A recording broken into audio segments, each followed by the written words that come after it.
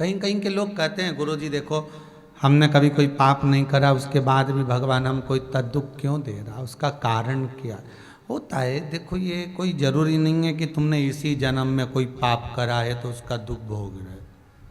जो पहले कर कर आए हो उसका दुख और सुख तुम आज भोग रहे हो, अभी जो करोगे इसका बाद में भोगना। इसीलिए हम तो एक बार शंकर जी से मिलकर ये बात करना चाहते हैं कि भोलेनाथ ये बात का चक्कर मिटाओ, तुम तो आज की आज निपटाओ। ये बाद वाला जो चक्कर है ना ये बहुत बड़ा चक्कर है साहब।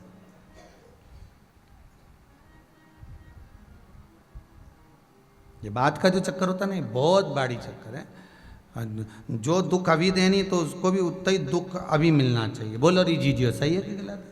और जो सुख मिले तुम किसी को सुख दो तो सुख मिले है। हम तो भगवान से कहने वाले हैं जो बहू सास को तकलीफ दे भाई सास को उसी के घर में भूतनी बना के बिठा दे, थोड़े दिन चल दिन। जैसे ही बहू फ्रिज खोले और सास नहीं मिले, बाल खोल के एकदम भयंकर और दौड़ती हुई अंदर जाए, तुम्हारी अम्मा बैठी है फ्रिज के ऊपर, रोटी बनाए तो भई आंख फाड़ फाड़ के देखे। 4-6 दिन में हाथ जोड़ ले कि कभी परेशान, जैसी करनी वैसी पूर्व का करा आज मिला, आज का करा बाद में मिला। ये चक्कर छोड़िए बाबा। पर शंकर की कथा कथी लिंग पुराण के अंतर्गत तो अलग लिखा है। लिंग पुराण में लिखा हुआ है कि जो हम पूर्व में अर्थात जन्म के बाद से लेकर जो कर्म हमारा करना प्रारंभ करते हैं, हमारी जब अवस्था ढलती है, हमारा जब बुढ़ापा आता है, हम जब मरने की कतार पर पहुंच जाते हैं, तब तक जो करा है उसका भोग दिया जाता है। यहाँ लिंग पुराण कहती है, ये लिंग पुराण बिल्कुल वर्णन कर रही है कि हमने अगर किसी को बचपन से ही हमने अच्छा कर्म करा है तो आपको आखिरी तक कहीं कोई दुख आएगा भी तो निकल जाए।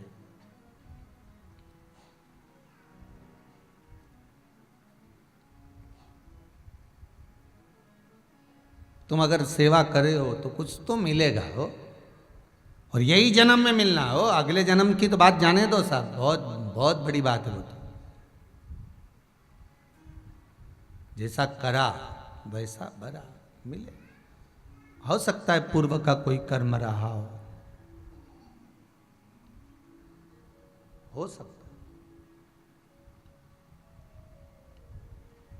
हाँ एक बात जरूर है, लिंग पुराण में एक चीज अच्छी लिखी है कि जो ये शरीर में जो बीमारी आती है, शरीर में जो कष्ट आता है, या हमारी उम्र कितनी है, हम अपने प्राणों को कितनी उम्र में कितनी श्वासों के बाद कितनी रोमावली के बाद त्यागेंगे, ये निश्चित कर दिया जाता है। एक समय, एक पल, एक घड़ी, एक क्षण निश्चित।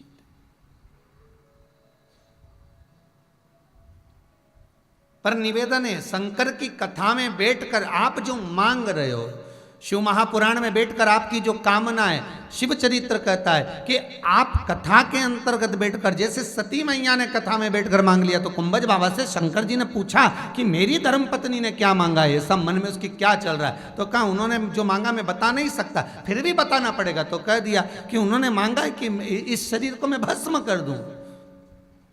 तो शंकर जी ने पूछा कुंभज बाबा से ऐसा होगा?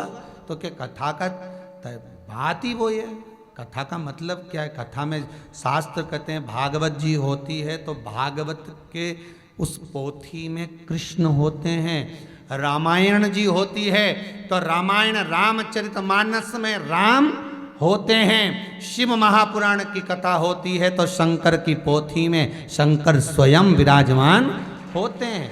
गीता में मेरा कृष्ण बैठा हुआ है तो विष्णु पुराण में नारायण बैठे हैं, अग्नि पुराण में स्वयं अग्निदेव बैठे विराज।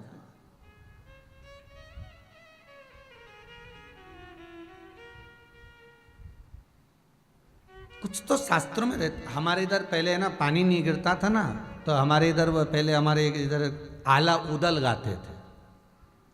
आपके उधर तो ध्यान में है कि नहीं पता नहीं, जहाँ जहाँ आप लोग कथा सुन रहे हो, पर हमारे इधर नियम था, इधर मध्य प्रदेश साइड अगर पानी नहीं गिरता था तो आला उदल गाते थे। तो आला उदल गाने में ऐसा क्या होता था कि पानी गिर जाता था, तो के उसमें ऐसा भाव रहता था कि उसको जब गाया जाता था तो पानी अपने आप बरस जाता था, उसका नियम था। तो मतलब शास्त्र कहता है, हमारे जो शास्त्र वर्णन करता है कि पुराणों के माध्यम से अर्थात भगवान की वाणी इसमें बस रही है, भगवान के शब्द इसमें हैं। जैसे 18,000 श्लोक में श्रीमद् भागवत के भगवान कृष्ण बचा है, उसी तरह 24,000 श्लोक इस शिव महापुराण में शंकर बसा हुआ है, उसकी वाणी में बसा हुआ।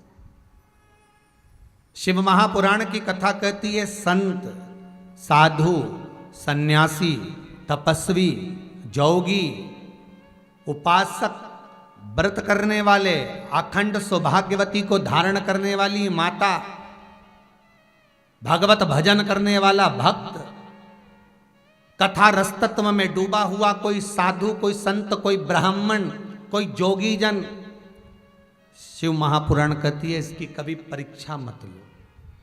और देखो सती मैया ने परीक्षा ली तो प्राण गंवाना पड़े। भगवान कृष्ण के पुत्र जामवंती के पुत्र सांब ने परीक्षा ली, संत के सामने जाकर खड़े हो गए और कहते हैं बताओ छोरा होगा कि छोरी होगी, पुत्र होगा कि पुत्री होगी।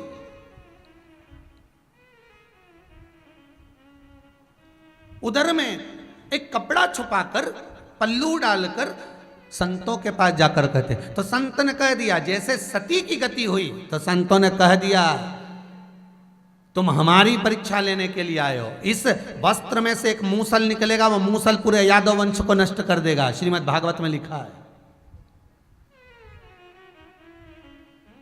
वो मूसल पूरे यादव वंश को नष्ट कर देगा। और वो मूसल निकला, उसको दाऊ जी ने कुटवा कर पिसवा कर समुद्र में प्रवाहित कर दिया था। उससे एक दूबा उत्पन्न हो गई थी जिससे पूरे यादववंशी नष्ट हो गए। एक टुकड़ा मछली ने निकल लिया था, उस मछली को मछुआरे ने पकड़ा, काटा, टुकड़ा निकला, फेंका। जरा नाम के व्याघ्र ने घिसकर उसका बाण तैयार करा जो भगवान के पांव के अंगुष्ठ में लगा, चरण में लगा।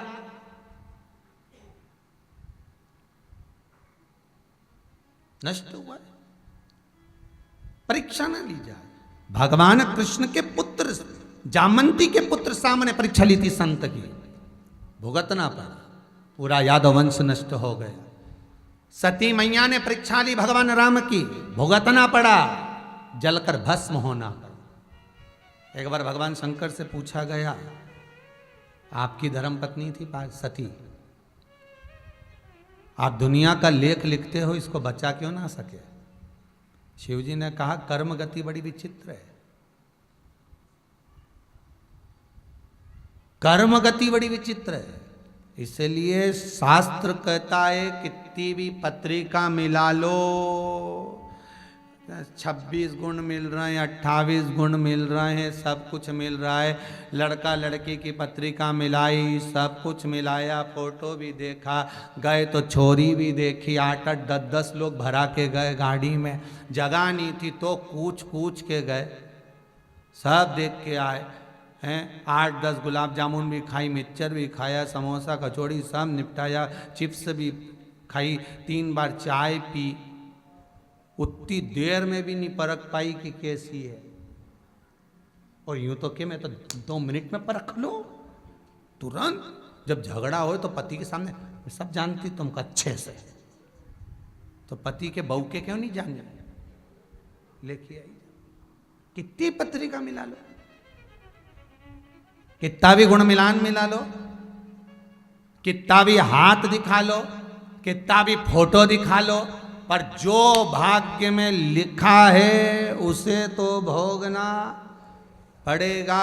इसलिए फिर निवेदन है, किसी से मत डरो, पर अपने कर्म से जरूर डरो, क्योंकि कर्म का भोग तो भगवान को भोगना। शंकर भगवान कहते सती ने कर्म ऐसा करा, भोगना पड़ेगा, क्योंकि राम की परीक्षा लिए। भगवान की, संत की, साधु की, सन्यासी की, तपस्वी की, किसी ब्राह्मण की, किसी निर्धन की, किसी का हृदय रो रहा हो, उसकी परीक्षा ना ली जाए, नहीं तो भोगना पड़ता है। तो सती को भोगना पड़ा, जलना पड़ा। कई लोग ऐसे हैं साहब, समझते बिल्कुल नहीं है। किसी ने कह दिया वो ऐसा है, बस तुरंत उसके लिए गलत लिखना चालू कर दिया, गलत बोलना चालू कर दिया, गलत शब्द कह दिया, गलत का व्याख्यान करना चालू कर दिया। भोगना है। किसी संत, साधु, सन्यासी, तपस्वी, ब्राह्मण, सौभाग्यवती नारी, सुहागन स्त्री अगर अपने पतिव्रता धर्म का पालन कर रही है, एक मां अपने पुत्र को स्तनपान करा रही है, पालन लालन कर रही है, कैसे अपने घर का भरण पोषण कर रही है, परीक्षा ना ली जाए सब, भोगना पड़ता है। जब भोगने का समय आता है तब याद आता है कि हमने कुछ करा होगा, हमने कुछ करा होगा। अब मन, हृदय, चित्त रोता है कि कुछ तो गलती करी होगी। सती मैया अगर जलकर भस्म हो रही है तो ये उनका है, उन्होंने गलत किया। राम की परीक्षा लेने गई, वो भी रूप बदल कर गई, चलो एक गलती हो गई, चल गया। पर घर में आकर जब शंकर जी ने पूछा कि तूने परीक्षा ली, तो कहती है मैंने तो ली नहीं। बताओ, शंकर जी के सामने झूठ बोल रही। एक बार अगर गलती हो गई थी तो कह देती हाँ मैंने परीक्षा ली, शंकर नाराज नहीं होते, शंकर रुष्ट नहीं होते। पर झूठ बोली तब रुष्टता है। न के गई, कुबेरेश्वर महादेव जा रही और उज्जैन पहुंच गई, तो उज्जैन की बोली आती, कौन ने मना करा? आज तुम आए यहाँ पर, और यहाँ पर आने के बाद तुम घर के लोगों को बताए नहीं, और तुम पहले ओमकारेश्वर चले गए, महाकाल चले गए, इंदौर घूम रहे, उसके बाद और यहाँ ऑफिस में फोन आए क्यों हमारी अम्मा आई थी रे, तो क्या क्या नाम, तो क्या कौशल्या, तो क्या कहीं की कौशल्या तो है ही नहीं यार, नहीं वो तो 6 दिन पहले की निकली, और कौशल्या चली चली चली चली 6 दिन बाद यहाँ पहुँची। तो हमने पूछा क्यों रही कौशल्या, कहाँ गई थी? तो के ओमकारेश्वर इतनी दूर आई, तो मैंने सोचा ओमकारेश्वर भी हो लूँ, मैंने कहा बहुत बढ़िया, महाकालेश्वर भी हो लूँ, मैंने बहुत बढ़िया, मेरी एक बहन रहे इंदौर में, ऊके मिली आई, मैंने कहा बहुत बढ़िया। तो तूने छोरा के क्यों नहीं बताया रही कौशल्या? छोरा के तो बोलना था कि मैं सब दूर जाऊंगी, वो मना कर देता, उसको मालूम मेरी तबीयत खराब रहे, तो उसने कह दिया था बस एक ही जगह जाना, कहीं चली मत जाना, इसलिए मैंने उसको बताया ही नहीं। हमने कहा तेरा छोरा यहाँ तांडव रचा दिया, यहाँ आके कि हमारी अम्मा निकली, अम्मा निकली, अम्मा निकली, तो हम तो ये सोचे पूरी निकल गई होगी, निकली निकली कर, और तू उज्जैन ने सब, तो बोलने में क्या जाए, सत्य बोलो, राम नाम सत्य, बोलने में क्या जाए।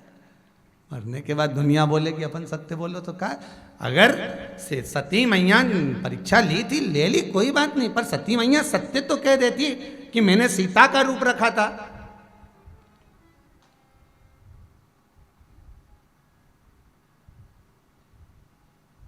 सीता का रूप रखा, ये बोलने में क्या जाता है कि मेरे से गलती हो गई, मैंने सीता का रूप रख लिया है? सॉरी बोलने में कुछ जाता है क्या? क्षमा मांगने में कुछ जाता है? पर ना जाने कौन सी अकड़ में आदमी रहता है, बोलना ही नहीं चाहता, जो होगा देख लेंगे। अरे तो क्षमा मांग लो ना, गलती हो गई, क्या जाता है साहब। हमारे हिंदू धर्म में नियम है, भगवान के पूजन होने के बाद जब संपूर्ण पूजन होती है तो हाथ में पुष्प चावल देकर क्षमा याचना भी करी जाती है कि हमारे बोलने में, सेवा करने में कोई त्रुटि हो गई हो, गलती हो गई हो तो क्षमा कर। क्षमा की ना होती जो आदत तुम्हारी, तो सुनी ही रहती अदालत तुम्हारी। गरीबों के दिल में जो जगह तुम ना पाते, तो किस दिल में होती इबादत तुम्हारी। अर्थात क्षमा मांगने में क्या जाता है? अगर ज्यादा दुख भी है, शिव महापुराण तो यहाँ कर रही है, तो नर्मदा पुराण का तीसरा अंश कर रहा है कि मान लो अगर शरीर में ज्यादा कष्ट आ गया, परिवार में ज्यादा दुख है, कष्ट है, तो भगवान से जाकर क्षमा मांग लो। भगवान ऐसी कौन सी गलती हो गई नाथ, मुझे तो याद नहीं, मैं तो अनभिज्ञ हूँ, मुझे कुछ भी नहीं मालूम, पर गलती तो हुई है नाथ, मैं क्षमा मांगती हूँ, आप क्षमा कर। भगवान भी कहेगा रोज आती क्षमा मांगती है, ठीक है, हम क्या कर रहे हैं? भक्ति, विश्वास, महाराज किसी का डिगे ना, उसको प्रबल हो। सती मैया ने एक गलती करी, चल गया कि सीता का रूप रखकर पहुंच गई है, पर दूसरी गलती यह करी कि पति से झूठ बोल रही है। वो तो पत्नियां हमेशा कहती मेरे पास तो कुछ भी नहीं, वो तो भला हो दादा नोटबंदी करी तब मालूम पड़ा कि चावल की कोठियों में से भी निकले।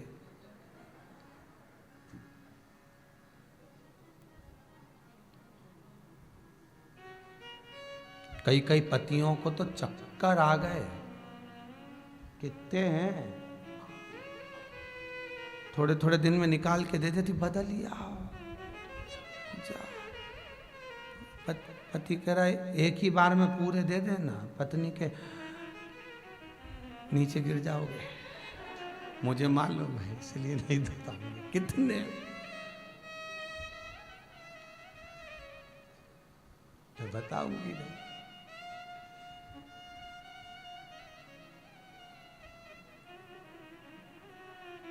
जितने तो पति की दुकान में नहीं निकले, जितने तो पति के पर्स में नहीं निकले, जितने पति की अलमारी में नहीं निकले, जितने पत्नी की अलमारी में नहीं निकले, उतने पत्नी के डब्बों में से निकले, इतने निकले। अच्छा बैंक वाले भी सोच रहे थे कि इको कीड़ा कहाँ से कर, और बैंक वाले यूं धड़ा रहे गड्डियों को, यूं जैसे वो गड्डी नहीं हो नहीं तो उनके तो उसमें तो धूल निकले, धूल। तो पूछा कहाँ धरे थे, तब पति बोला पत्नी ने रखे थे।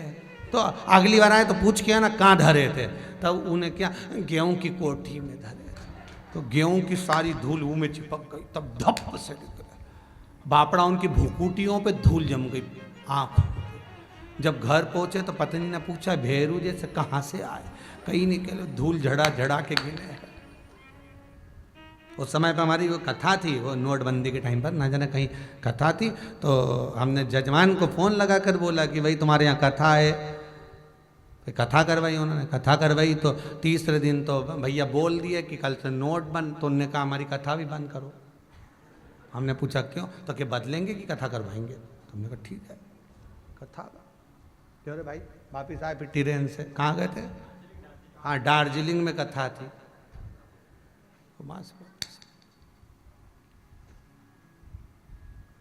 कथा कौन सुनेगा गुरुजी, सब लाइन में लगेंगे। मैंने कहा ठीक है। शिव कृपा कर दयालु दाता, करुणा सागर।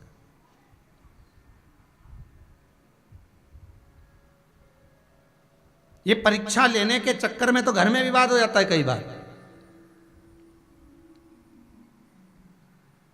परीक्षा ना लीजिएगा किसी संत की, किसी सदगुरु की, किसी भगत की, साधु जन, सन्यासी जन, तपस्वी जन, जोगी जन की कोई परीक्षा ना लीजिए।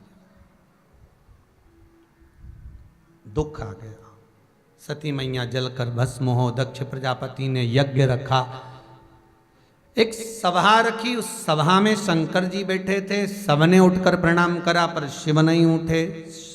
क्रोध आ गया दक्ष प्रजापति को कि मैंने अपनी कन्या का विवाह इसके साथ करा और इसने मेरा आदर नहीं करा, मैं तुम्हें श्राप देता हूँ कि तुम शमशान में निवास करोगे। बाबा शमशान में रहने लगे। शमशान कोई साधारण स्थान तो नहीं, जहाँ पर सबकी शान सम है उसका नाम सम शान है। अमीर भी जाए तो बांस पर, गरीब भी जाए तो बांस पर। जहां सबकी शान और सत्ता एक बराबर है वो शंकर का धाम ही हो सकता है।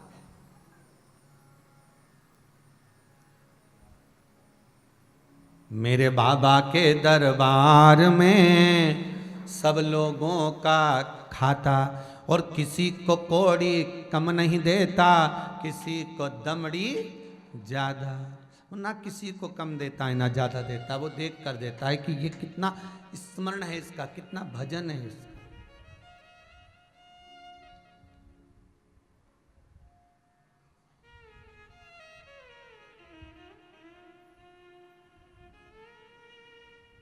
शिव शमशान के निवासी, जहां पर सबकी शान सम है, बराबर। बुढ़ापा सुधारने के लिए शंकर की कथा एक रतन है। अगर आपके घर में 4 बहुएं हैं, 3 बहुएं हैं, 2 बहुएं हैं, निवेदन है सबके प्रति तुम सम स्वभाव रखना, नहीं तो बुढ़ापा बिगड़ जाएगा। एक बार भी मुंह से मत कहना कि बड़ी बहू अच्छी कि छोटी बहू अच्छी, हमेशा कहना मेरी बहुएं सब बढ़िया, इतनी बढ़िया, खूब देख रेख करे महाराज जी, भोजन भी टाइम पर, चाय भी टाइम पर, भले नहीं दे पर तारीफ करना बहू की। तुम तारीफ दो तो सही, तुम अच्छा दो, अच्छा मिलेगा। 50 लोगों से बहू की तारीफ करना, भले वो गाली देती हो, भले अपशब्द कहती हो, एक प्रैक्टिकल करके देखना। ये शंकर की कथा का प्रैक्टिकल जरूर करना। प्रैक्टिकल करे बगैर काम नहीं चलता, करना जरूर। कि अगर सास गाली भी दे रही है, ताना भी दे रहा है, अपशब्द भी कह रहा है, कोई तुम्हारा बुरा भी चाह रहा है, तो भी उसकी तारीफ करना। वो तारीफ तुम हजारों जगह करना कि बहुत बढ़िया, बहुत बढ़िया। वो तारीफ का फल ये होगा कि भले उसने बुरा करा, पर एक ना एक दिन वो तुम्हारा भला कर कर चला जाएगा। पर एक बात आपने सुनी होगी ना कि दीवाल के कान होते हैं। अकेले कमरे में बैठकर भी आप बड़बड़ाओगे ना तो दीवाल के कान होते हैं। दीवाल के कान नहीं होते। अपन मन में जिसके प्रति कपट भाव रखते हैं ना, जिसके प्रति हमने सोच लिया कि वो बुरा है, भले हम उससे मिले नहीं, बुरा है, बुरा है, बुरा है, तो वो तरंग उस तक पहुंच जाएगी और वो व्यक्ति तुम्हारा बुरा करना प्रारंभ कर देगा। तुमने सोच लिया जमाने में कोई बुरा नहीं रहे, सियोर वाला महाराज के कर्म बुरा भाग में जो लिखा होगा, तो अपने आप को कोस लो। नहीं, अगर दुख भी हो तो अपने को कोस लो कि अपन ने कुछ करा होगा, ऐसा सोचा होगा। दूसरे को क्यों बुरा कहें, अच्छा कहें, अच्छा सोचें, अच्छा विचार करें।